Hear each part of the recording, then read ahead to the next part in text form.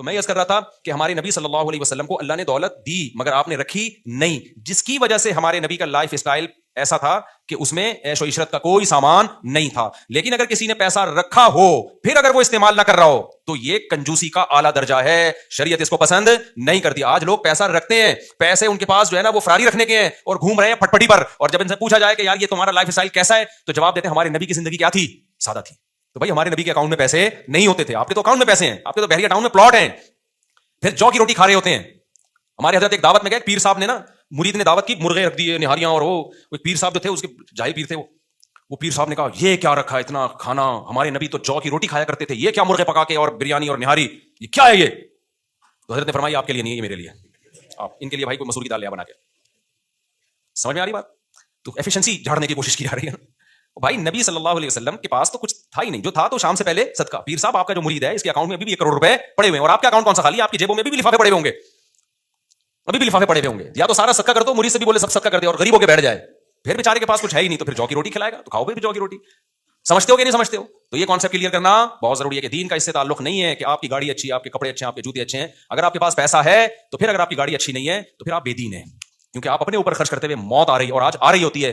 آپ کو لگا گا کہ ایک آدمی لینڈ کروزر میں گھوم رہا ہے، بڑی لگژری لائف ہے، ابے بھائی اس کے پاس جو پیسہ ہے نا وہ اس سے بھی اوپر کا ہے، وہ بچایا ہوا بہت زیادہ ہوتا ہے اور دکھا بہت کم رہا ہوتا ہے. اور علماء صالحہ کے پاس ہم نے دیکھا ہے، اہل اللہ کے پاس جتنا ہوتا ہے وہ چھپاتے نہیں ہیں، وہ لوگوں پہ بھی خرچ کرتے ہیں، اپنی ذات پہ بھی، کیونکہ وہ کہتے ہیں دنیا مسافر خانہ ہے. نبی کا ارشاد ہے کہ تیرا پیسہ صرف وہ ہے جو کھا کے ختم کر دیا، پہن کے پرانا کر دیا، باقی تمہارا کچھ بھی نہیں ہے.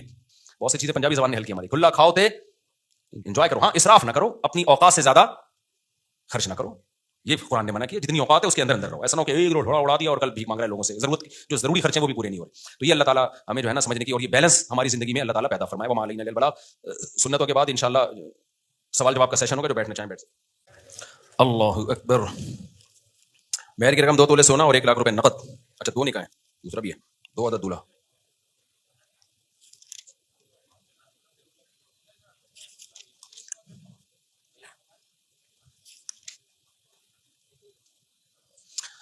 وعلیکم السلام. ماشاء اللہ ماشاء اللہ.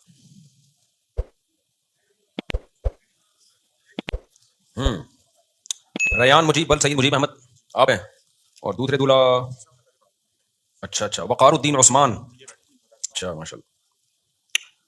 سندس مجیب بنت سید مجیب احمد، اور مہر کی رقم ہے 2 لاکھ روپے. دلہن کے وکیل کہاں ہیں؟ آپ نے اجازت دی ہے کہ میں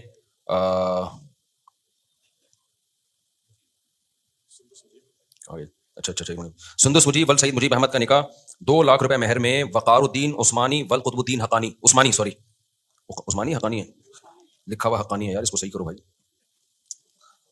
اجازت دی کہ ان سے نکاح پڑھاؤں میں، ٹھیک ہے آپ کی طرف سے. اچھا بھائی دوسرے جو ہیں ریان مجیب ول سید مجیب احمد، اور دلہن کا نام سیدہ ادیبہ شاہ بنت آغا سید افضل شاہ. 2 تولے سونا اور 1 لاکھ روپے نقد. اس مہر میں دلہن کے وکیل یہاں کون ہے جی؟ کہاں جی؟ آپ نے اجازت دی ہے کہ 2 تولے سونا اور 1 لاکھ روپے نقد. اس مہر میں سیدہ ادیبہ شاہ بنت آغا سید افضل شاہ، ان کا نکاح میں ریان مجیب ول سید مجیب احمد سے کروں. اجازت ہے جی؟ الحمد للہ نحمده ونستعینه ونستغفره ونؤمن به ونتوکل علیہ ونعوذ باللہ من شرور انفسنا ومن سیئات اعمالنا من يهده الله فلا مضل له ومن يضلله فلا هادي له ونشهد ان لا اله الا الله وحده لا شريك له ونشهد ان سيدنا وحبيبنا وشفيعنا وسندنا محمدا عبده ورسوله صلى الله تعالى عليه وعلى اله واصحابه وبارك وسلم تسليما كثيرا كثيرا. أما بعد فأعوذ بالله من الشيطان الرجيم. بسم الله الرحمن الرحيم. يا أيها الناس اتقوا ربكم الذي خلقكم من نفس واحدة وخلق منها زوجها وبث منهما رجالا كثيرا ونساء واتقوا الله الذي تساءلون به والأرحام إن الله كان عليكم رقيبا.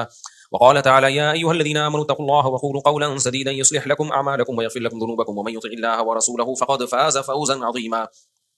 وقال النبي صلى الله عليه وسلم النكاح من سنتي وقال فمن رغب عن سنتي فليس مني. وقال النبي صلى الله عليه وسلم تزوجوا الودود الولود فإني مباهي بكم الأمم. وقال النبي صلى الله عليه وسلم تزوجوا ولا تكونوا كرهبان النصارى. جناب وقار الدین عثمان والقطب الدین وقار الدین عثمانی والقطب الدین عثمانی، میں نے 2 لاکھ روپے مہر میں آپ کا نکاح سندس مجیب ول سید مجیب احمد سے کیا. آپ نے اس نکاح کو قبول کیا؟ جزاک اللہ. جناب ریان مجیب ول سید مجیب احمد، میں نے 2 تولے سونا اور 1 لاکھ روپے نقد. اس مہر میں آپ کا نکاح سیدہ ادیبہ شاہ بنت سید بنت آغا سید افضل شاہ سے کی. آپ نے اس نکاح کو قبول کیا؟ جزاک اللہ. دعا کریں اللہ تعالیٰ ان دونوں نکاحوں میں برکت دے. الحمدللہ رب العالمین والعاقبۃ للمتقین والصلاۃ والسلام علی رسول الکریم وعلی آلہ وصحبہ اجمعین. اے اللہ ان دونوں نکاحوں کو اپنے دربار میں قبول فرما. ان نکاحوں کی برکت ہے اللہ ان دونوں جوڑوں کو تا دم حیات نصیب فرما. آپس کے اختلاف، انتشار، لڑائی جھگڑوں، ہر قسم کے شر فساد سے اللہ ان دونوں جوڑوں کی حفاظت فرما. اس نکاح کو اللہ ان کے خاندانوں میں جوڑ کا، محبت کا ذریعہ بنا، خاندانوں میں خیر اور برکتوں کا ذریعہ بنا. جس کی جو جائز مراد ہے اللہ اس کی مراد کو پورا فرما. ربنا آتنا فی الدنیا حسنۃ وفی الآخرۃ حسنۃ وقنا عذاب النار. صلی اللہ تعالی علی خیر خلقہ محمد وعلی آلہ وصحبہ اجمعین. اللہ تعالیٰ بہت مبارک کرے بھائی آپ، ماشاءاللہ بہت مبارک کرے اللہ تعالیٰ.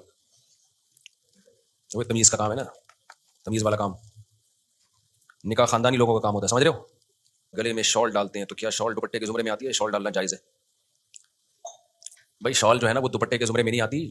دوپٹہ آج کل دوپٹے کے زمرے میں نہیں آ رہا. خواتین جس قسم کا دوپٹہ پہن رہی ہیں وہ دوپٹہ ہے کیا؟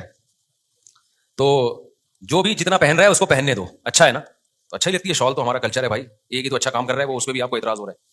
پہنا کرو، شادیوں میں شال پہنا کرو، اچھا لگتا ہے یار. اچھا بھائی، یہ دونوں دولہاؤں سے گزارش ہے کہ تھوڑا سا ادھر جا کے گلے ملیں تاکہ ہمارا سوال جواب کا سیشن متاثر نہ ہو.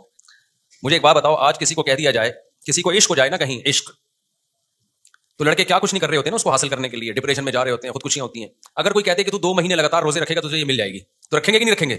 کل سے ہی نیت کر لیں گے بھائی. اتنا بڑی قربانی انسان دے دیتا ہے. تو آپ کو جس سے عشق ہو گیا نا، جنت کی حور اس سے 100 گنا زیادہ ہے.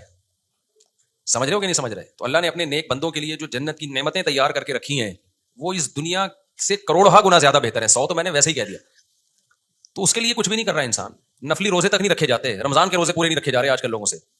تو وہی بات ہے، اللہ نے غیب پہ پردہ ڈالا ہوا ہے. تو اگر اللہ وہ تھوڑا سا ہٹا دے تو دنیا میں اس کی تھوڑی سی مثالیں ملتی ہیں، بڑی سے بڑی لوگ قربانیاں دے دیں. تو سوچو آخرت میں جو اللہ نے اپنے نیک بندوں کے لیے جو تیار کیا ہے جن نعمتوں کو، وہ کیا ہوں گی؟ جزاء بما کانوا یعملون. قرآن کہتا ہے جو تم کر رہے ہو نا اس کا بدلہ تمہیں ملے گا. تو بدلے کے طور پر اللہ کیا کم دے گا؟ وہ تو جہاں ہماری سوچ ختم ہوتی ہے وہاں جنت کی نعمتیں شروع ہوتی ہیں. تو اس لیے وہ تہجد گزاروں کے لیے رکھی ہے، زنا اور شراب سے بچنے والوں کے لیے، نماز کی پابندی کرنے والوں کے لیے، شریعت کو مکمل فالو کرنے والوں کے لیے.